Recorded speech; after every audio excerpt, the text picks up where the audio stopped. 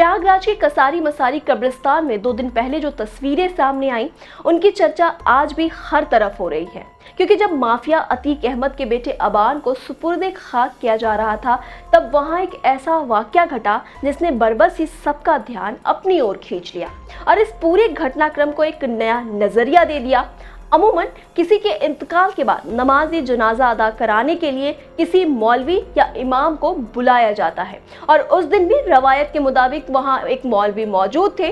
लेकिन जब जनाजे का नमाज का वक्त आया, तब अतीक के तीसरे बेटे एहजम ने अपने बड़े भाई उमर की तरफ देखकर गुजारिश की कि आज नमाज वही अदा कराएं।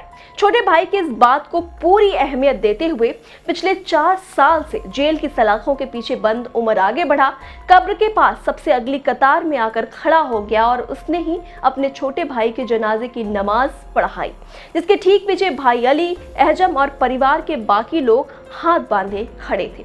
हालांकि जानकारों का मानना है कि परिवार का कोई भी सदस्य जिसे इसका सही इल्म हो, वो ये विशेष नमाज पढ़ा सकता है। लेकिन वहां मौजूद लोगों की निगाहें उमर के उस हुलिये पर टिकी थी जो पिछले 4 सालों में पूरी तरह से बदल चुका है। जेल जाने से पहले अक्सर क्लीन शेव या हल्की ट्रिम दाढ़ी और महंगे कपड़ों में दिखने वाला उमर अब लंबी दाढ़ी रखे हुए था, जिसके सिर पर पगड़ी बंधी थी और उसका रूप किसी मुस्लिम धर्मगुरु जैसा नजर आ रहा था, जिसे देखकर लोगों के जहन में यह सवाल भी उठा कि शहर के नामी इंग्लिश मीडियम स्कूलों में पढ़ने वाले इन लड़कों को नमाज जनाजा पढ़ाने का इतना पुख्ता इल्म आखिर कैसे मिला। दरअसल इसका जवाब अतीक अहमद के उस पुराने फैसले में छिपा हुआ है, जिसके तहत उसने अपने बच्चों को आधुनिक और अंग्रेजी शिक्षा दिलाने के साथ साथ शुरुआत से ही दीनी तालीम भी बहुत गहराई से दिलवाई थी। और यही वजह है कि उमर बिना किसी झिझक के इतनी बड़ी जिम्मेदारी निभा सका।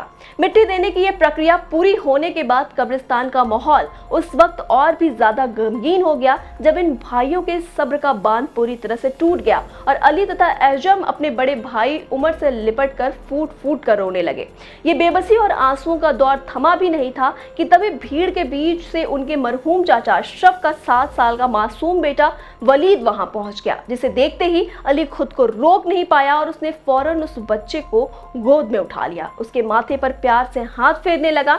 इसके बाद बड़े भाई उमर ने भी उस अनाथ बच्चे का माथा चूमा और उसे अपने सीने से लगा लिया, जबकि वो 7 साल का मासूम भी अपने भाइयों के गले लगकर बुरी तरह से बिलख रहा था। और 2 दिन पहले घटी ये पूरी घटना इस बात की गवाही दे रही थी कि कभी जिस परिवार के नाम से पूरा सूबा कांपता था, आज उसकी कहानी कसारी मसारी कब्रिस्तान के इन आंसुओं, बदले हुए चेहरों और एक दर्दनाक अंत में सिमट कर रह गई है। तमाम खबरों के लिए आप जुड़े रहिए आई इंडिया के साथ। कभी कभी एक छोटी सी विजिट एक बड़ी सी तब्दीली ले आती है, लेकिन हर घर में कुछ छोटी कमियां छुपी होती हैं, जैसे ये सीलन जो पुरानी लकड़ी की खिड़की से आती है, और बाहर का शोर वो तो बातें भी रुकवा देता है।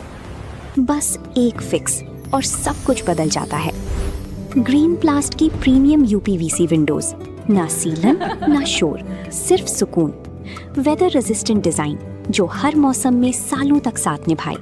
एक्सीलेंट थर्मल इंसुलेशन ताकि घर रहे ज्यादा कंफर्टेबल और energy efficient. Low maintenance finish, ना बार बार पेंट की जरूरत, ना एक्स्ट्रा झंझट। Green प्लास्ट UPVC Windows, leading and trusted manufacturers of UPVC and doors.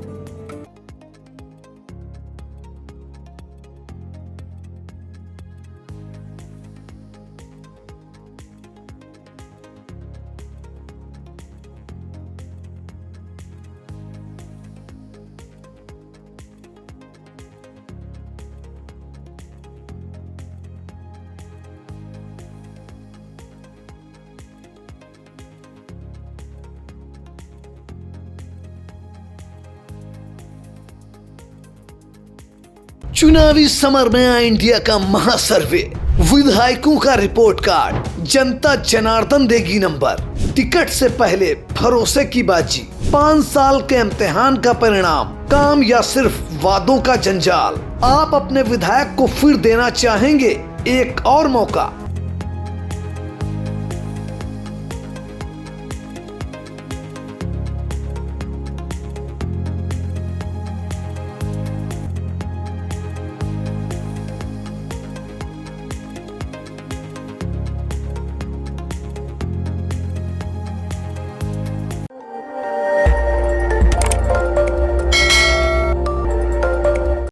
आपकी, नजर हमारी। देखते रहिए आई इंडिया।